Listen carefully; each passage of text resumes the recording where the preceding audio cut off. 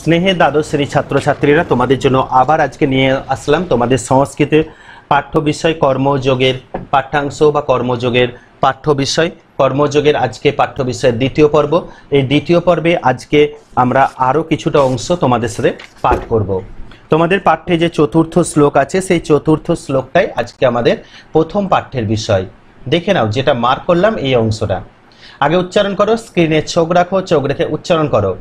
যস্তিন্দ্রিয়ানি, প্রথম উচ্চারণ দেখো, যদি বুঝতে প্রবলেম হয় আবার উচ্চারণ করো। যস্তিন্দ্রিয়ানি মনসা নিয়মারভতে অর্জুনা কর্মেন্দ্রিয় কর্মযোগমসক্ত স বিশিষ্যতে।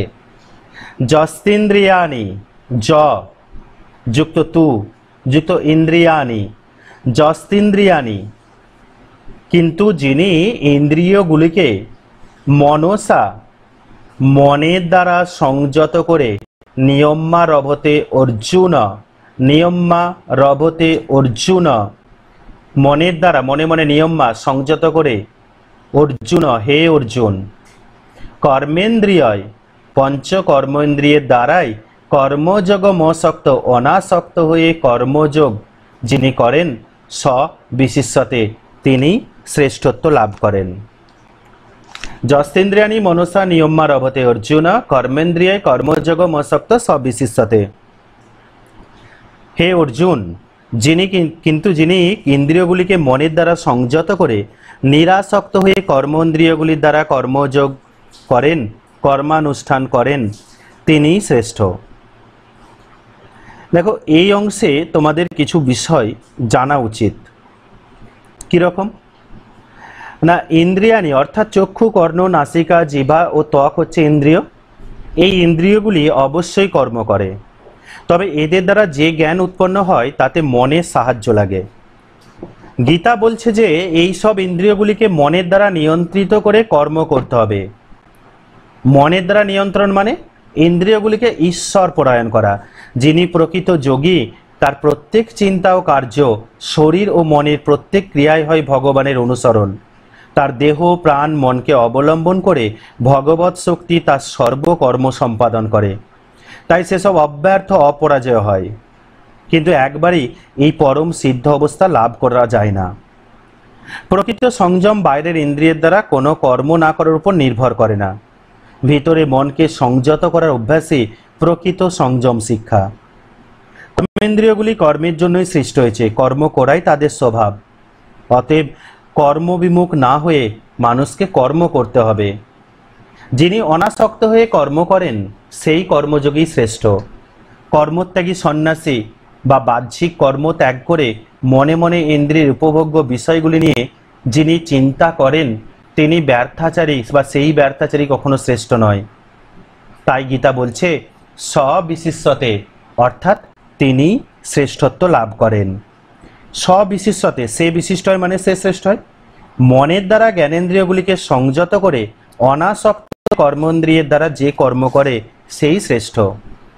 দেখো, আমাদের কর্ম কিন্তু দুটো আছে। একটা কি, একটা আসক্ত কর্ম, একটা অনাসক্ত কর্ম, মানে একটা সকাম কর্ম, একটা নিষ্কাম কর্ম। সকাম কর্ম ফলের আশা করে কাজ করে, নিষ্কাম কর্ম ফলের আশা করে কাজ করে না। যদি অনাসক্তভাবে নিষ্কাম কর্ম করা যায় তাহলেই মানুষের বা জীবের মুক্তি সম্ভব, না হলে মুক্তি কখনো সম্ভব নয়। তাই অর্জুনের উদ্দেশ্যে ভগবান শ্রীকৃষ্ণের পরবর্তী বাণী কি বললেন একবার দেখে নাও। 5 নম্বর শ্লোক তোমাদের পাঠ্য অনুযায়ী, নিয়তং কুরু কর্ম ত্বং কর্মজ্জয় কর্মণ্য বা ঝ কর্মণ শরীরযাত্রাপি চ তে ন প্রসিদ্ধত কর্মণ। নিয়তং নিত্য, কর্ম কর্ম, নিয়তং নিত্য, কুরু করো, কর্ম কর্ম কর্ম, তং তুমি। নিয়তং কুরু কর্ম ত্বং, তুমি সর্বদা নিত্যকর্ম, শাস্ত্র নির্দেশিত নিত্যকর্ম করো। কর্মজ্জয় যা কর্মণ, বা যদি কেটে কেটে করো তাহলে কর্ম যায় হি অকর্মণ, অকর্মের থেকে কর্ম করাই শ্রেষ্ঠ, যায় শ্রেষ্ঠ।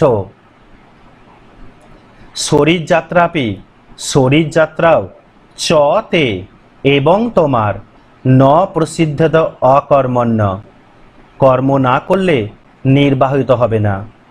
অর্থাৎ তুমি যদি কর্মহীন হও তাহলে তোমার শরীরযাত্রাও নির্বাহিত হবে না, তোমার শরীরযাত্রা চালনা করার জন্য তোমার কর্ম করা উচিত। এই অংশে আমরা দেখলাম যে এখানে সরাসরি শ্রীকৃষ্ণ তার সখা অর্জুনের কাছে একটাই বার্তা দিলেন, কি না তুমি শাস্ত্রবিহিত নিত্য কর্ম করো, কারণ কর্ম না করার থেকে অর্থাৎ অকর্মের থেকে কর্ম করা অনেক শ্রেষ্ঠ। তাছাড়া কর্ম না করলে তোমার শরীরযাত্রাও চলবে না। এই পাঠ্যাংশ থেকেও তোমরা কিন্তু একই বার্তা শিখছো, work is the another name of life. অতএব তোমাদেরও উচিত কর্ম করা, যেহেতু তোমরা ছাত্র, তোমাদের কর্ম পড়াশোনা, তাই তোমাদের উচিত তোমাদের এই মুহূর্তে পড়াশোনা করা। অতএব নিরাসক্ত হয়ে সবসময় কর্তব্য কর্ম করো, কারণ নিরাসক্তভাবে কর্তব্য কর্ম করলে মানুষ কিন্তু মুক্তি লাভ করবে। তাই শ্রীকৃষ্ণ পরবর্তী শ্লোকে গিয়ে বলছেন তস্মাদ আসক্ত, যে অংশটা মার্ক করছি এই অংশটা, তস্মাদ আসক্ত সততং কার্যকর্ম সমাচর, আসক্ত আচরণ কর্ম পরমাপ্নতি পুরুষ। তস্মাদ আসক্ত, তস্মাৎ তাই, সেই জন্য অসক্ত অনাসক্ত হয়ে সততং সর্বদাই কার্যং কর্মং কর্তব্য কর্ম সমাচার অনুষ্ঠান করব, কর্মানুষ্ঠান করো। তস্মাদ আসক্ত সততং কার্যং কর্ম সমাচার, অতএব তুমি অনাসক্ত হয়ে সর্বদা কর্তব্য কর্মের অনুষ্ঠান করো। অসক্ত আচরণ বা হ্যাচরণ বা ঝ্যাচরণ কর্ম, অনাসক্তভাবে কর্ম অনুষ্ঠান করলে পরমাপ্নতি পুরুষ, পুরুষ বা মানুষ পরমাপ্নতি মুক্তি পায় বা মোক্ষ লাভ করতে পারে। প্রথমে একটা কথা আমি তোমাদের বলেছি, কর্ম আমাদের দুটো ভাগে ভাগ হয়েছে। কি কি? একটা নিত্য কর্ম আর একটা সকাম কর্ম, আর একটা হচ্ছে নিষ্কাম কর্ম। সকাম কর্ম মানুষের ফলের আশা থাকে, নিষ্কাম কর্মে ফলের আশা থাকে না। তাই নিষ্কাম কর্ম করলে মানুষ কিন্তু মুক্তি লাভ করতে পারে। দেখো গীতা বলছে তুমি নিত্য কর্ম করো, আগের শ্লোকে বলা হয়েছে, কিন্তু এই নিত্য কর্ম কি না, তার আগের শ্লোকে বলা হয়েছে মনস্য নিয়ম, অর্থাৎ যিনি মনের দ্বারা ইন্দ্রিয়গুলিকে সংযত করে কাজকর্ম করেন সেটাই নিত্যকর্ম। শাস্ত্রবিহিত কর্ম, অনাসক্ত কর্ম, শুদ্ধ চিত্তের দ্বারা যে কর্ম করা হয় সেই কর্মই করতে বলা হয়েছে। নিয়তং কুরু কর্মতাং, অর্থাৎ নিত্য কর্ম করার কথা বলা হয়েছে। এবং এই শ্লোকে গিয়ে বলা হচ্ছে অনাসক্ত ভয়ে সর্বদা কর্ম পালন করো, কারণ কৃতকর্মের কোনো ফল আমি পাবো এই রকম কামনা বর্জিত করে কর্মই হচ্ছে অনাসক্ত কর্ম। জ্ঞানী মানুষেরা কর্ম থেকে বিরত হন না, তাই কর্মই মানুষের জীবনের পরম মুক্তি, কর্মের মাধ্যমেই মানুষ মুক্তি লাভ করতে পারে। তাই অনাসক্তভাবে কর্ম করতে হবে। তাই তোমাদের এখন উচিত কবে পরীক্ষা হবে, কবে রেজাল্ট বেরোবে সেই আশায় বসে না থেকে এখনই অনাসক্তভাবে তোমরা তোমাদের পড়াশোনা শুরু করতে পারো। যদিও এটা তোমাদের পাঠ্যাংশের নয়, তবুও অনাসক্তভাবে তোমরা কিন্তু কর্ম করতে পারো। পরবর্তী শ্লোক তোমাদের পাঠ্য অনুযায়ী 7 নম্বর শ্লোক, যে অংশটা আমি মার্ক করলাম। কর্ম নৈবহি সংসিদ্ধি মাস্থিতা জনকাদয় লোক সংগ্রহ মেবাপি সংপස්සন কর্তু মহর্ষি। কর্ম নৈবহি, কর্মের দ্বারাই সংসিদ্ধি মাস্থিতা মোক্ষ মুক্তি লাভ করেছিলেন জনকাদয় জনক প্রভৃতি রাজারা। কর্ম নৈবহি সংসিদ্ধি মাস্থিতা জনকাদয়, জনক অশ্ব প্রভৃতি রাজর্ষি নিষ্কাম কর্ম করেই মোক্ষ পেয়েছিলেন।